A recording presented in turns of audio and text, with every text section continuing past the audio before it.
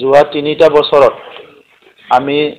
যিখিনি কাম কৰিলোঁ ইয়াৰ ওপৰত বেছ কৰি আমি অহা 2টা বছৰটো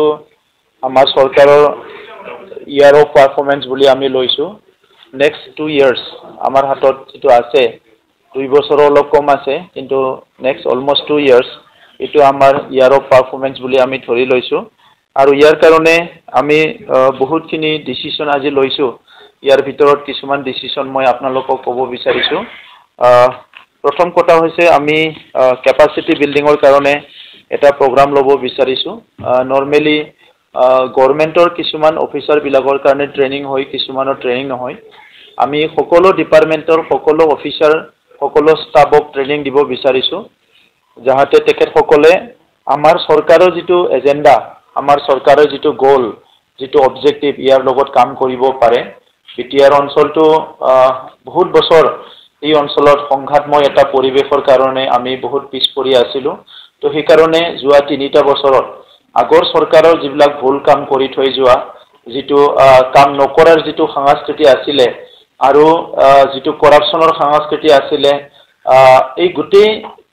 প্ৰবলেম বিলাক ইস্যুজ বিলাক আমি ৰিজলভ কৰিবলৈ সমাধান কৰিবলৈ সক্ষম হৈছোঁ আৰু আমাৰ গভৰ্নমেন্ট এতিয়া টপ টু বটম স্ট্ৰিমলাইন হৈ গল আমি কাম কৰিব পৰা সকলো ধৰণৰ কাম কৰিব পৰা ক্যাপাসিটিত আমাৰ চৰকাৰখন আহি গৈছে এই কাৰণে আমাৰ সকলো কাউন্সিলৰ যিখিনি এপইন্টমেন্ট পোৱা বিষয়া আৰু কৰ্মচাৰী আৰু অসম গভৰ্নমেন্টৰ পৰা এপইন্টমেন্ট পোৱা আমাৰ কাউন্সিলৰ ভিতৰত কাম কৰি থকা বিষয়া কৰ্মচাৰী সকলোকে লৈ পেলাই আমি ক্যাপাসিটি বিল্ডিংৰ কাম কৰিবলৈ আমি ঠিক কৰিছোঁ আমি আহি থকা যেটো আমাৰ বাজেট হ'ব ইয়াত আমি 3টা নতুন বিষয় আমি আনিছোঁ এটা হল যেটো ক্লাইমেট চেঞ্জ ইয়াৰ কাৰণে ইতিমধ্যে 2% আমি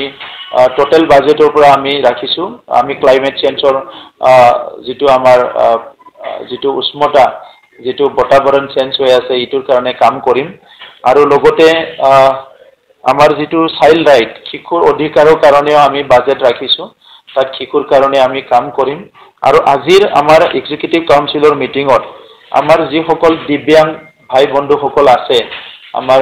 দাদা বাইদেউসকল আছে বা ভনীসকল আছে তেখেতসকলকো আমি দিব্যাংসকলৰ কাৰণে এটা বাজেট আমি ৰাখিম তেখেতসকলৰ কিছুমান যেটো সমস্যা তেখেতসকলক স্কিল ট্ৰেনিং কৰা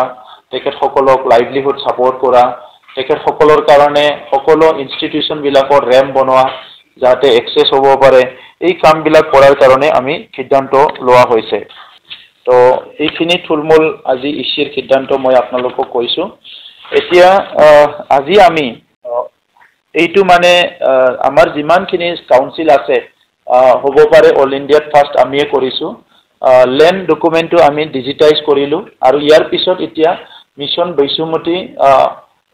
1.0 নহয় আমাৰটো অসমৰটো বসুন্ধৰাটো হৈছে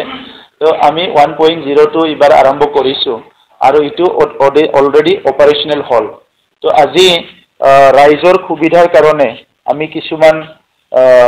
যেটো এপ বিলাক আমি বনাইছোঁ আৰু ইউজাৰ যেটো অলপ ইউজ কৰিব পৰা কিছুমান টেকনিক আমি যেটো উলাইছোঁ হিটো আজি ইয়াত লঞ্চ কৰিব বিচাৰিছোঁ আৰু বিশেষকৈ আমাৰ যিখিনি কমিউনিটি আছে যিসকলৰ নিজৰ মাদাৰ ল্যাঙ্গুৱেজেদি কথা কয় এনেকুৱা 6টা কমিউনিটিৰ ভাষাত আমাৰ এই এপটো ট্ৰান্সলেট কৰা হৈছে আৰু এই এপটো বনোৱা হৈছে গতিকে যেটো মিছন বৈশুমতি আমাৰ অহা 16 তাৰিখৰ পৰা 22 তাৰিখলৈকে এটো বৈশুমতি উইক বুলি আমি ধৰিছোঁ আৰু এইখিনি সময়ত বিভিন্ন সাৰ্কেলত বিভিন্ন ভিচিডিচিত আমাৰ মেছিভ এৱাৰনেছ হ'ব আৰু তাত আমাৰ EMMCL এৰ পৰা লৈ আমাৰ অফিচাৰ সকল আমাৰ সাৰ্কেল অফিচাৰ বিডিও SRLM যিবিলাক বিষয়া আছে BPM সবে ইয়াত অংশগ্ৰহণ কৰিব TCL CC VCDC সবে আহি থকা সময়ত আমাৰ চৰকাৰখনে ম্যাক্সিমাম বেনিফিচিয়াৰী সকলক সহায় কৰা আৰু লাইভলিহুডত সাপোৰ্ট কৰা আৰু এসেট ক্ৰিয়েচন কৰা আমি বহুতখিনি এসেট আমাৰ ক্ৰিয়েট কৰিব লাগে যাহাতে আমাৰ ইয়াত থকা মানুহবিলাকে এইবিলাক ইউজ কৰি লাইভলিহুড সাপোৰ্ট পাব পাৰে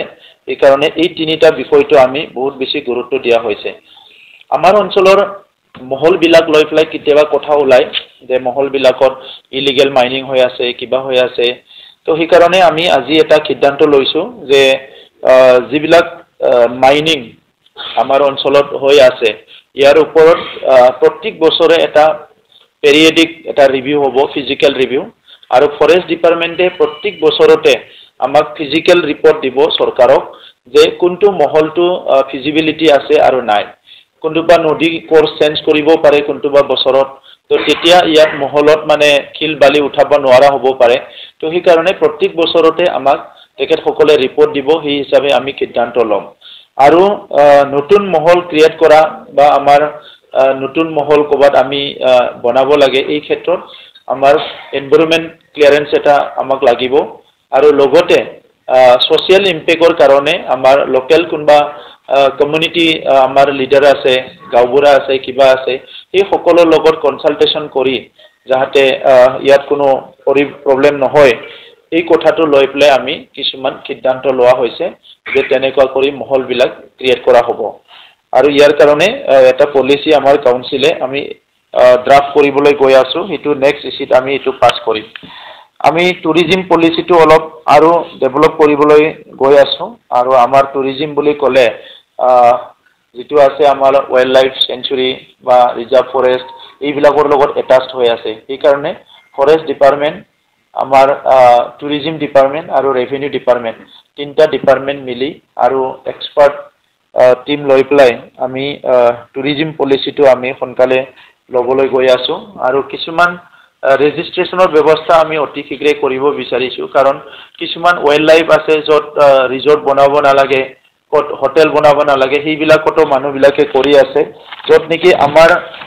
ইমান ৰিচ এটা হেৰিটেজ এইবিলাক মানে কেতিয়াবা ধ্বংস হয় কেতিয়াবা সমস্যাত পৰিব লগা হয় এই কাৰণে আমি এই ব্যৱস্থাটো কৰিবলৈ গৈ আছো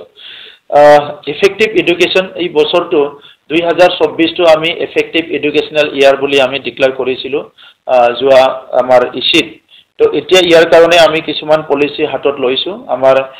বহুত ক্যাটেগৰীৰ ভিজিলেন্স কমিটি আমি বনাবলৈ গৈ আছো ভিজিলেন্স টিম আমাৰ কিছুমান ৰিটায়াৰ্ড প্ৰিন্সিপাল ৰিটায়াৰ্ড হেডমাস্টাৰ আমাৰ কিছুমান এৱাৰ্ড উইনাৰ টিচাৰ্স আছে এই সকলক লৈ পেলাই আমি ক্যাটেগৰিকেলি কমিটি বনাবলৈ গৈ আছো যত তেখেতসকলে স্কুল এডুকেশ্যনৰ টিচিং লাৰ্নিং প্ৰসেসটো কিমান এফেক্টিভলি হৈ আছে ইয়াৰ ওপৰত তেখেতসকলে ভিজিট কৰিব ৰিপৰ্ট বনাব আৰু ইয়াত একশন লোৱাৰ কাৰণে চৰকাৰক গাইড কৰিব গতিকে এলিমেন্টাৰী কাৰণে এটা কমিটি থাকিব আমাৰ সেকেন্ডাৰীৰ কাৰণে কমিটি থাকিব হায়াৰ সেকেন্ডাৰীৰ কাৰণে থাকিব আৰু কলেজ বিলাকক নাক এসেসমেন্টত সাপোৰ্ট কৰাৰ কাৰণে আমি এক্সপাৰ্ট টিম কৰিবলৈ গৈ আছো আৰু তেনেকৈ কৰি পেলাই আমাৰ টিচিং লাৰ্নিং আৰু কোৱালিটি এডুকেশ্যনটো আমি আনিবৰ কাৰণে এটা পদক্ষেপ লোৱা হৈছে আমি আমাৰ ষ্টুডেন্ট বিলাকে বহুতে এক্সকাৰশনত যোৱা কিবা যোৱা এই কথাবিলাক ওলাই থাকে তো এই কাৰণে যোৱা বছৰৰ পৰা আমি ডিসকাস কৰি আছিলো যে এক্সপোজাৰ ষ্টুডেন্ট লাইফত বা স্পোৰ্টসমেনতে হক তেখেত সকলক এক্সপোজাৰ লাগে এই কাৰণে কোৱালিটি এক্সপোজাৰ যাহাতে হয় এই কাৰণে আজি আমি পলিচি লৈছো যে প্ৰত্যেক বছৰত আমাৰ যি সকলে ক্লাস 10 এক্সাম পিছত হয়তো নহব তেতিয়া হায়াৰ সেকেন্ডাৰী হৈ যাব কিন্তু 10th স্ট্যান্ডাৰ্ডৰ পৰা আমি আৰম্ভ কৰিম আমাৰ টপ 10 আমি প্ৰত্যেক বছৰক যি সকলে সায়েন্সত পঢ়িব এই সকলক আমি সায়েন্সত এডমিশন লব ইছৰলৈ পঠোৱাৰ ব্যৱস্থা কৰিম প্ৰত্যেক বছৰতে এটা টিম আমাৰ পৰা স্পেস ৰিসাৰ্চ অৰ্গানাইজেশ্যনত ইছৰত যাব আৰু কিছুমান ষ্টুডেন্ট IIT IIM আৰু ললিত কলা একাডেমি তেনেকুৱা ৰিপুটেড ইনষ্টিটিউচন বিলাকত প্ৰত্যেক বছৰে আমাৰ ষ্টুডেন্ট বিলাকক আমি এক্সপোজাৰ টৰত দিয়াৰ কাৰণে আমি এটা ব্যৱস্থা কৰাৰ কাৰণে আজি সিদ্ধান্ত লোৱা হৈছে